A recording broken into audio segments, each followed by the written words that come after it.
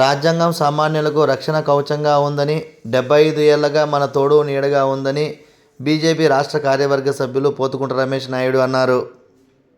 మంగళవారం రాజంపేటలోని బీజేపీ కార్యాలయంలో doctor BR Ambedkar చిత్రపటానికి పుష్పాంజలి ఘటించి నివాళులర్పించారు.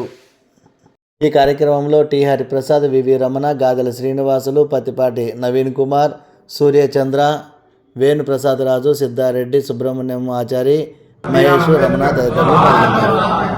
జోహార్ డాక్టర్ బిఆర్ అంబేద్కర్, జోహార్ జోహార్, జోహార్ డాక్టర్ బిఆర్ అంబేద్కర్, జోహార్ జోహార్. అందరికీ నమస్కారం. 1949 జూన్ 26న డాక్టర్ బిఆర్ అంబేద్కర్ గారు రాసిన రాజ్యాంగం మన పార్లమెంట్లో ఆమోదించిన రోజు.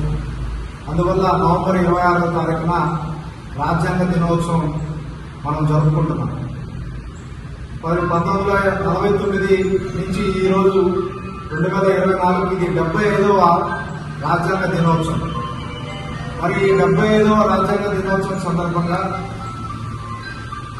ప్రధానమంత్రి నరేంద్ర మోడీ గారు ఈ సంవత్సరం అంతా కూడా వారికి నివాళులర్పిస్తూ రకరకాల కార్యక్రమాలు చేపట్టబోతున్నారు. మనం భారతదేశంలో ఇంత స్వేచ్ఛ, స్వతంత్రంగా అన్ని వర్గాలు జీవిస్తున్నాయంటే కేవలం డాక్టర్ బిఆర్ అంబేద్కర్ గారు ఆనాడు ఎంతో దూరదృష్టితో రాసిన రాజ్యాంగం. ఈ రోజు కూడా రాజ్యాంగం చాలా మందికి తెలియదు, కొద్దిమందికి తెలిసినా దాంట్లో పూర్తిగా ఏముందో అర్థం చేసుకోలేదు. కాబట్టి భారతీయ జనతా పార్టీ ఈ 75 సంవత్సరాలు పూర్తయిన సందర్భంగా దేశ ప్రజలకు, యువకులకు ఒక పిలుపునిస్తుంది. మీరందరూ కూడా ఈ అంబేద్కర్ రాసిన ఈ కాన్స్టిట్యూషన్ బుక్ ఈరోజు కొనుక్కోండి, లేదా ఆన్లైన్లో లేకపోతే అప్లై చేసుకోండి, ఆర్డర్ పెట్టుకోండి.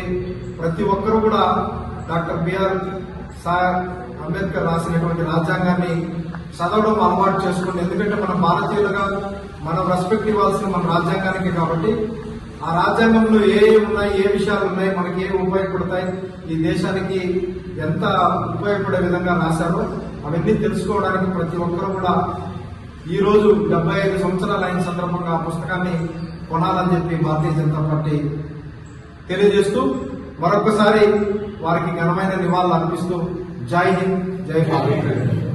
మీరు మాట్లాడారు.